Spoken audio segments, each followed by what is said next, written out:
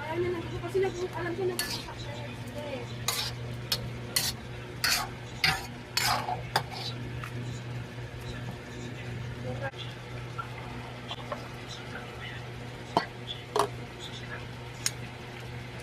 Wala ka matatawa.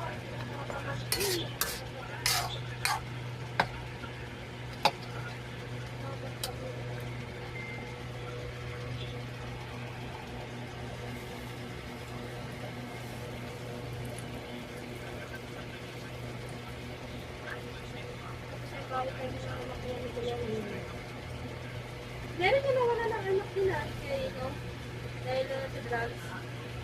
Pag-asawa pa, kinuha, iwan yung anak. Inaalagaan na natin yung mga good ang pangalan. Kaya dalawa na yun,